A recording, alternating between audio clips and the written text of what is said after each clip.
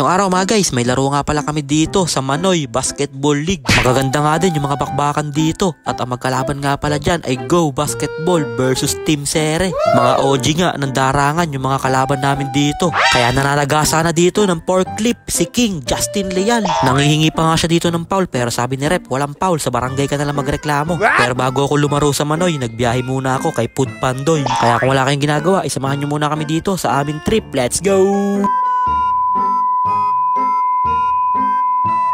So, ayun po, nakasalang nga ako dito sa may McDo. Pero bantumal ng booking, walang pumapasok na booking sa Food Panda. Buti na lang, tinawagan ako ni Boss Ronnie Saint dahil sabi niya meron na magpapasabay ng cake sa SM Angono. Pwede daw ba ako? Kaya sabi ko naman, oo naman boss, available ako. Saglit lang sa akin yan, 3 minutes, nandyan na ako. Kaya nakuha ko na nga din kagad itong pinasabay sa atin na isang cake dito sa SM Angono. Kaya uuwi ko na to sa Binangonan. Sa Kalumpang nga pala natin to i-deliver. Kaya kahit tirik na tirik yung araw, biniyahe na nga natin yan. At ganito yung mga ginagawa natin pag nagbabiyahe tayo. Kailangan mabilis yung mata natin sa kalsada para alerto tayo pag may biglang tumawid na aso. At nandito na nga din ako sa may pagde-deliveran natin sa may Kalumpang. Iniintay ko na nga lang lumabas dyan yung umorder sa atin para mabigay ko na sa kanya itong cake niya. Kaya nabigay ko na nga yung order at bumalik pa ako dito sa McDo. At bandaming rider dito, wala din silang mga booking. Pare-parehas kaming tulala dito. Kaya sabi ko, uuwi na lang ako, maglalaro na lang kami ng basketball. Kaya pumunta na kagad ako dito sa may Ella Bill dahil dito nga gaganapin yung laro namin sa Manoy Basketball League. At ngayon na nga lang din pala ako nakapaglaro ng basketball.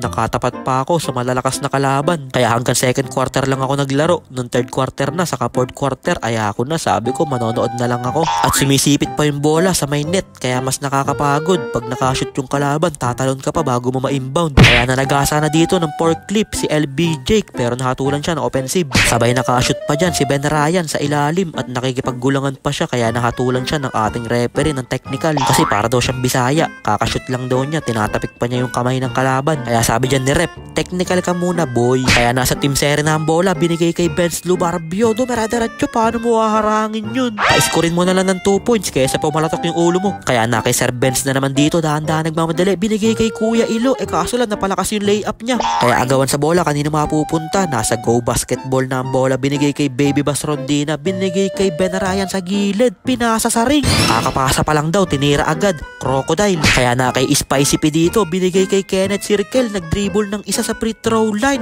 Para nag-free throw lang talaga siya dun na may kalaban. Kaya nasa Team Sere ang bola, binigay kay Piwi Kayabyab sa gilid, hinagis na sa 3 joints, mintis lang siya. Sabay nahatulang pa dyan ng offensive foul si Leal. Sabi ni Rep, hawi ka, ang laki-laki mo na, nangahawi ka pa. Na kay Baby Bass Rondina dito, pinigay na naman kay Ben Ryan sa gilid, pinasa na naman sa ring. Pagkakampi nyo nga yan si Ben Ryan Oliva, para lang yan nasa World of Pan, tagatira lang, hindi yan dumidepensa. Kaya pinasok na nga din dito si Prime 1G Olkina, nagbabalik na. Kaya na kay Oliva na naman dito, dumidiskarte, mukhang ipapasa na naman niya to sa ring, kumokross-over, at biglang pinasa kay Lastra sa ilalim.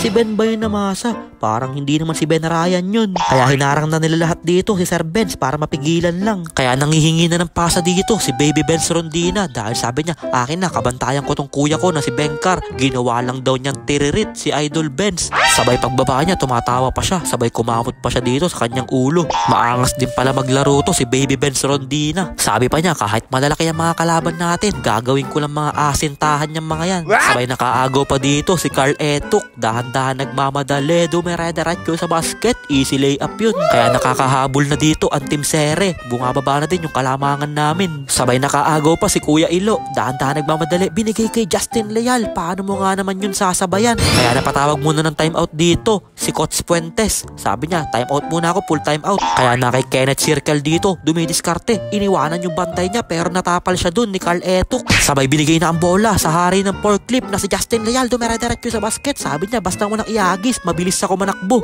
Sabay nakatapal pa siya dito. Totoo nga, kondisyon na ata si Kuya Jake. At dito na nga tinapos ni Spicy P ang laban sa kanyang pull-up jumper sa perimeter. Kaya ginamit na din dyan ng Team Sere yung kanilang final timeout dahil lamang pa nga din kami dyan ng 4 points. Pero sabi dyan ni Kuya Ilo, bawasan muna natin ng 3, gawin natin 1 point na lang yung kalamangan nyo. At pinakawalan na niya dito yung isang 3 joints, ilista mo na yun, papangs. Kaya 1 point na lang, yun lamang namin dito. Sabay nag-turnover pa dyan si Spicy P. Kanina lamang na lamang kami dyan, pero sabi namin alam na namin yan sa fourth quarter saka maghahapit yung mga yan. Sabay tinira na naman ni Kuya Ilo sa 3 points, mintis lang siya at grabe naman si Baby Bass Rondina. Paano niya na-rebound yun kay Kuya Justin Leal? Kaya nagre-reklamo dyan si Kuya Jake, sabi niya sa referee, hawi, paano ba naman makakaagaw sa akin yung na-rebound, kaliliit nun. Kaya unang pagbubuslo ni Baby Bass Rondina, tumilaok yung mga manok, pero yung pangalawang free throw niya ay shoot na. Kaya lamang pa nga din kami dito ng 2 points. Ano kayang gagawin play dito ng Team Sere? Kaya sinisigawan na sila ni J. Will. Ay,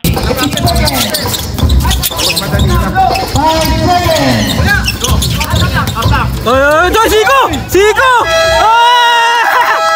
Good ball! Good ball! Good ball! Paano sumasabit-sabit na nga eh? Siko!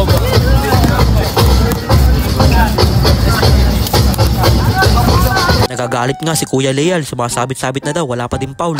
At sa huli, panalo na nga dyan ang Go Basketball at ang ating buhaya, best player of the game, walang iba kundi si Ben Ryan Oliva with 35 points, 0 assists, 1 rebound, pinasa pa sa ring. Kaya yun lang mga guys, maraming salamat nga po pala sa walang sawang pagsuporta at sa palaging panonood. I-follow nyo na si Ninin Vlogs para sa mga susunod pang vlogs. Mag-ingat po kayo palagi, bye bye yo!